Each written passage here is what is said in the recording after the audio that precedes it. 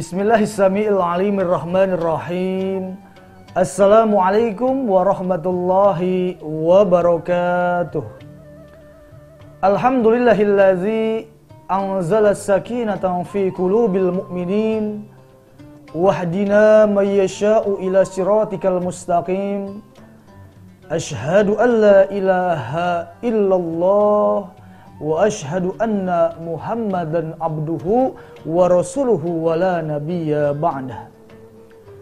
Allahumma fasholli ala sayyidina Muhammadin wa ala alihi sayyidina Muhammadin tibbil qulubi wa dawaiha wa afiyatil abdani wa shifaiha wa nuril absari wa diyaiha wa ala alihi wa sahbihi wa sallim amin ya rabbal alamin. Faqad qala Allah Ta'ala fi kitabihil karim wa huwa asdaqul qailin. A'udzu billahi minasy syaithanir rajim. Bismillahirrahmanirrahim. Kuntum khaira ummatin ukhrijat linnas ta'muruna bil ma'ruf wa tanhauna 'anil munkar wa tu'minuna billah. Ila akhiril ayah. Shadaqallahul azim wa balagha rasuluhun nabiyul habibul karim wa nahnu ala dzalika minasy syahidin wa syakirin walhamdulillahi rabbil alamin. Para pemirsa, assalamualaikum Nusantara TV One yang dimuliakan oleh Allah Subhanahu wa taala. Yuk berdoa kepada Allah Subhanahu wa taala.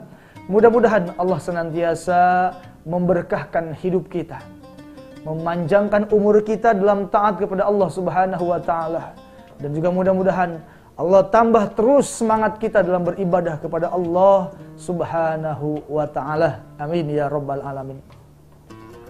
Yang pertama tentu mari sama-sama kita bersyukur kepada Allah Subhanahu wa taala karena pada kesempatan momen yang sangat mulia dan indah ini Allah masih memperjumpakan kita.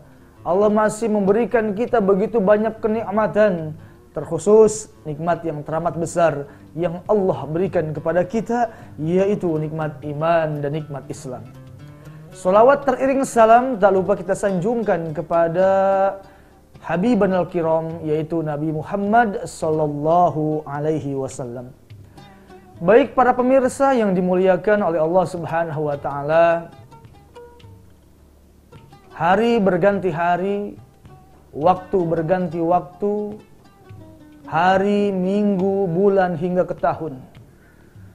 Pergantian siklus yang begitu sangat luar biasa ini merupakan salah satu bentuk tanda-tanda kebesaran Allah Subhanahu wa taala.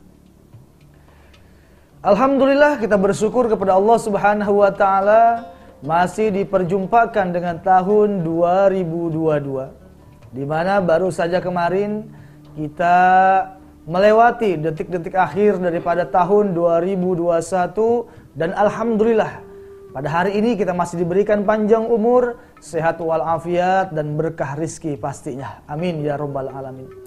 Dan ada beberapa golongan umat manusia ketika di momen pergantian tahun. Yang pertama kata Allah, ada yang disebut dengan orang-orang yang robihun, orang-orang yang beruntung.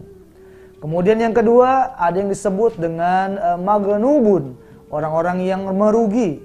Dan kemudian yang ketiga adalah mal'unun, orang yang dilaknat oleh Allah Subhanahu wa taala.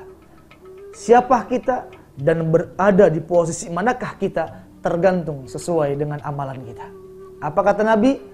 Siapa orang yang hari ini, yang tahun ini lebih baik daripada tahun-tahun yang lalu, maka dia termasuk orang-orang yang beruntung. Dan kemudian siapa orang yang hari ini, tahun ini sama seperti dengan tahun yang lalu, maka dia termasuk orang-orang yang merugi. Dan sebaliknya, siapa orang yang hari ini, tahun ini lebih buruk daripada tahun-tahun yang lalu, maka dia termasuk orang-orang yang bangkrut, bahkan dilaknat oleh Allah Subhanahu wa taala. Tentu kita ingin menjadi umat yang terbaik.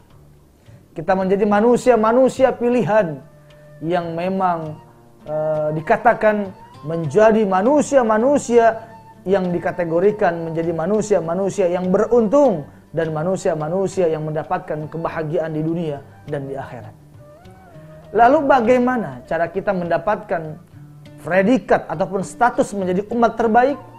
Allah Subhanahu wa taala jelas berfirman, "Kuntum khaira ummatin ukhrijat linnas ta'muruna bil ma'ruf wa tanhauna 'anil munkar wa tu'minuna billah." Dalam kesempatan momen yang sangat mulia ini, dalam keterangan ayat ini ada beberapa kriteria umat terbaik menurut Allah Subhanahu wa taala, yaitu kamu adalah umat terbaik. Masya Allah. Jadi kita ini disebut sebagai umat yang terbaik. Lalu bagaimana cirinya? Yang pertama adalah ta'muruna bil ma'ruf. Ciri umat terbaik yang pertama menurut Allah adalah selalu mengajak kepada kebaikan.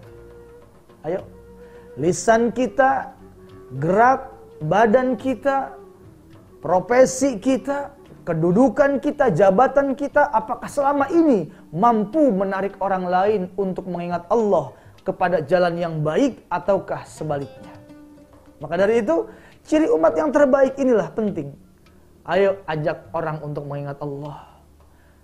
Ketika ada orang yang berkumpul sedang duduk, tiba-tiba terdengar suara azan, Allahu Akbar, Allahu Akbar.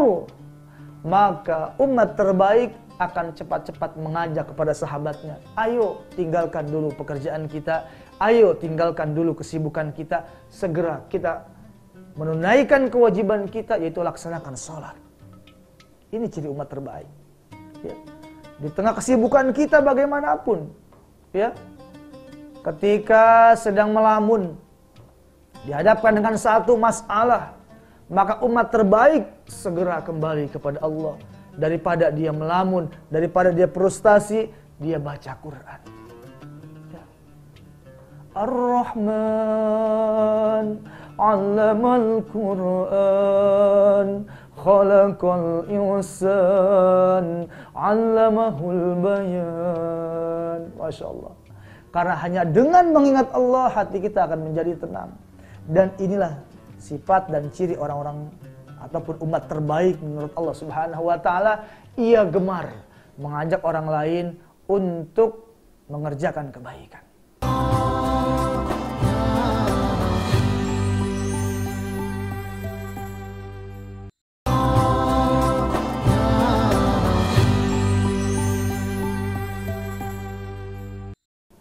Dan memang berbicara tentang konteks daripada medan juang Islam. Yang pertama amar ma'ruf, yaitu mengajak kepada kebaikan. Ini mungkin semua orang bisa dan mudah untuk menerapkannya. Kenapa? Karena memang berbicara tentang mengajak kepada kebaikan adalah merupakan hanya sebatas ajakan. Permasalahan mereka mau melaksanakan ataupun tidak, yang terpenting tugas kita sebagai manusia ataupun tugas-tugas para rasul, innama ala rasulinal balagul mubin, yaitu hanya menyampaikan, hanya mengajak. Fadzakir fa inna dzikra tanfa'ul mu'minin.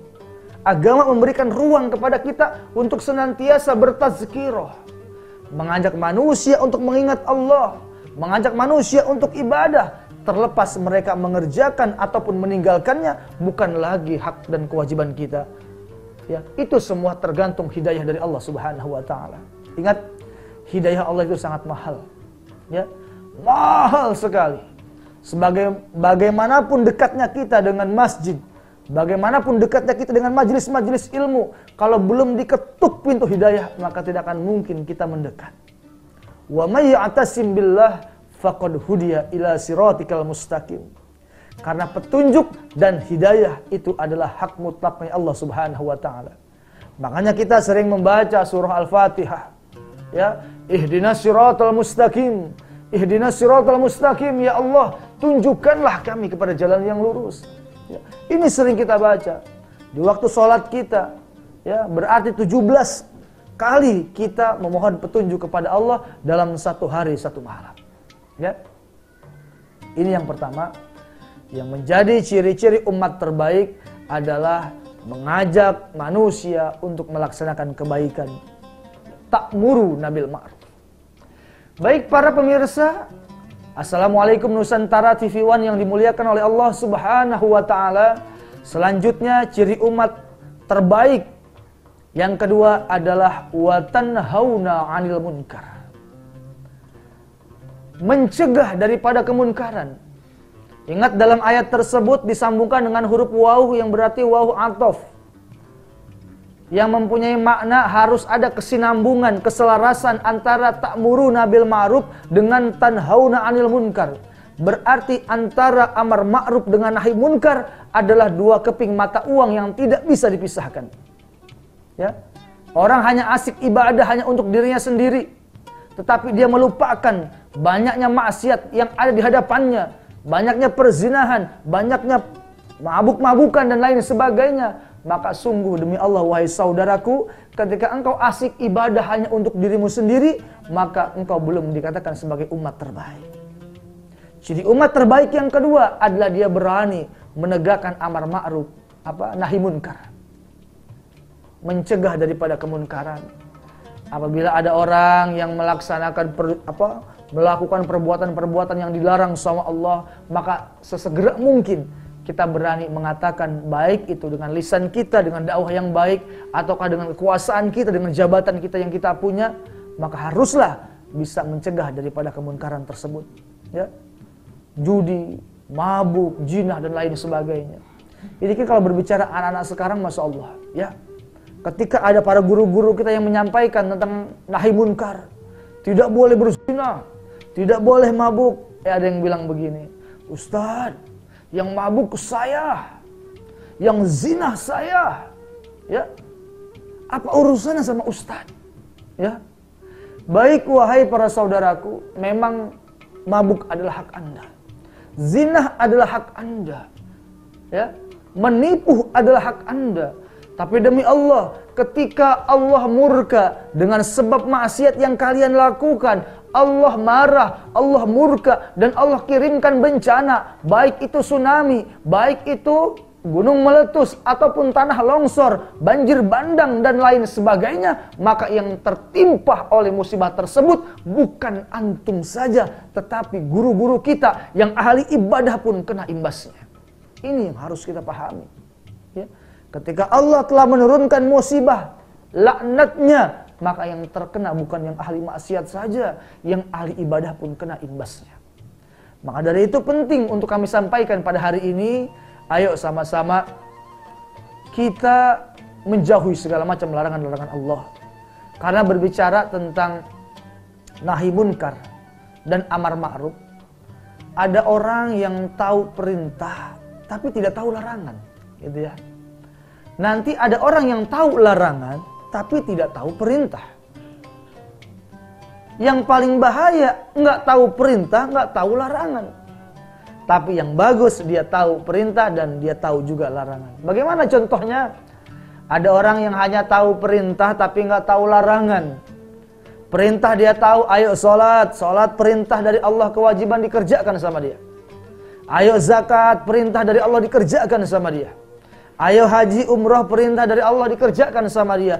Tapi dia nggak tahu perintah. Ya, zina larangan dikerjain juga sama dia karena nggak tahu. Mabuk larangan dikerjain juga sama dia. Ini belum dikatakan umat terbaik. Ya. Nanti ada golongan yang kedua, tahu larangan tapi nggak tahu perintah. Bagaimana contohnya? Dia tahu larangan mabuk itu haram, ya, judi itu haram, zina itu haram, berbohong itu dosa. Dia tahu larangan, tapi dia nggak tahu perintah. Sholat dia tinggalkan, ya, nuntut ilmu ditinggalkan, zakat ditinggalkan, umroh, haji ditinggalkan sama dia. Ini pun belum dikatakan umat terbaik. Nanti yang paling bahaya, nggak tahu perintah, nggak tahu larangan, ini bahaya. Ya, sholat ditinggalkan, zakat ditinggalkan, nuntut ilmu, berbuat baik ditinggalkan, begitupun sama pengharaman dikerjakan. Ya, mabok dikerjain, judi dikerjain, zina diterobos sama dia. Ini paling bahaya. Tapi yang menjadi sebaik-baiknya umat adalah dia tahu perintah, dia tahu larangan. Apa? Ayo sholat kewajiban dikerjain sama dia. Zina larangan ditinggalkan sama dia. Zakat kewajiban dikerjakan olehnya. Dan kemudian judi, pengharaman, larangan ditinggalkan olehnya. Inilah umat terbaik. Ayo tanya dalam diri kita masuk konteks golongan yang mana? Ya, jangan sampai kita hanya tahu perintah, nggak tahu larangan, atau kita hanya tahu larangan tanpa tahu perintah.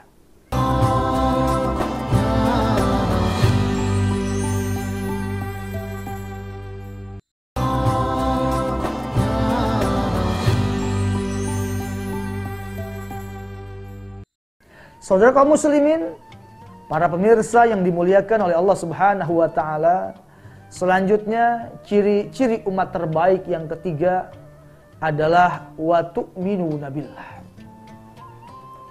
Beriman kepada Allah Subhanahu wa taala.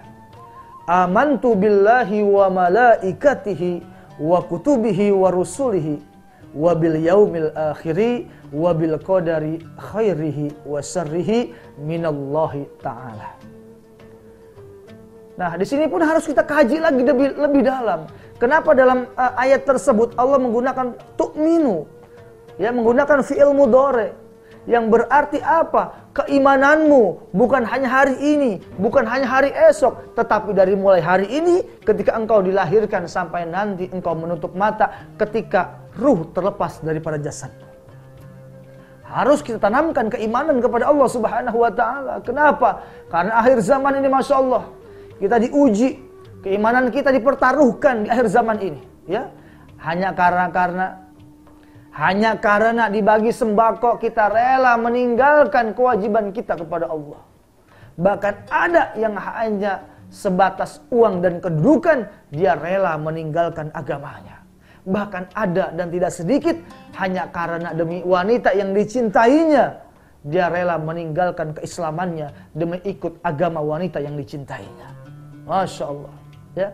Disinilah pertaruhan keimanan kita benar-benar dipertanyakan oleh Allah Subhanahu wa taala. Makanya nikmat terbesar salah satunya adalah nikmat iman dan Islam. Kenapa? Karena dua nikmat inilah yang akan mampu menghantarkan kita mengenal Allah, mengenal Rasulullah, dan sampai nanti akhirnya bermuara ke dalam surganya Allah Subhanahu wa taala. Tapi ada pula yang mengatakan bahwa salah satu nikmat terbesar adalah ketika dilahirkannya baginda Rasulullah sallallahu alaihi wasallam. Kenapa? Karena kita nggak mungkin mengenal Islam, kita tidak akan mungkin punya iman tanpa dilahirkannya, tanpa adanya baginda Rasulullah sallallahu alaihi wasallam. Karena dikatakan dalam sebuah syair, Rahatil atsyaru tashdu fi layalil maulidi wa barikun nuri yabdu min ma'ani ahmadi wa barikun nuri yabdu min ma'ani ahmadi fi layalil maulidi. Masya Allah. Sesungguhnya ketika malam dilahirkannya baginda Rasulullah, burung-burung bernyanyi, bidadari berseri, menyambut sang Nabi dari Allahu Rabbi. Masya Allah. Jadi ketika malam dilahirkannya baginda Rasul, itu burung-burung bernyanyi tepat di atapnya rumah Siti Aminah. Kenapa? Saking takjub dan bahagia kelahiran manusia agung, yaitu baginda Rasulullah sallallahu alaihi wasallam. Bahkan turun di situ para malaikatul muqarrabin dan juga turun Siti Maryam, yang dalam keterangan dikatakan Siti Maryam ini adalah wanita solehah yang punya anak tapi nggak punya suami. Ya, punya anak tapi tidak punya suami. Nah, sekarang juga akhir zaman banyak nih titisan daripada Siti Maryam. Ya, punya anak nggak punya suami. Ada anak nggak ada bapaknya. Ketika ditanya apa katanya, saya titisan Siti Maryam. Masya Allah, berbeda konteksnya. Kenapa? Kalau Siti Maryam memang dijaga kehormatannya oleh Allah dan ditiupkan ruh kudus oleh malaikat Jibril sehingga dia bisa melahirkan seorang anak tanpa adanya suami. Kalau kita manusia berbeda. Makanya jujur saya kurang setuju kalau ada perayaan 17 Agustus Panjat Pinang. Ya. Panjat Pinang, apa itu panjat pinang? Dipanjat dulu baru dipinang. Ini kan bahaya. Yang betul apa? Dipinang dulu baru dipanjat. Kan begitu ya. Awas nih, hati-hati akhir zaman. Tontonan sudah mulai banyak menjadi tontonan dan tontonan pun sudah mulai banyak menjadi tontonan. Ayo, kalau kita ingin dikatakan sebagai umat terbaik, jangan jauh-jauh dari ulama, jangan jauh-jauh dari tuntunan Rasulullah, jangan jauh-jauh dari majelis-majelis ini. Penting untuk kita semua. Baik para jamaah yang dimuliakan oleh Allah Subhanahu wa taala, ternyata dalam kehidupan ini baik dan buruk merupakan suatu ketetapan dari Allah Subhanahu wa taala.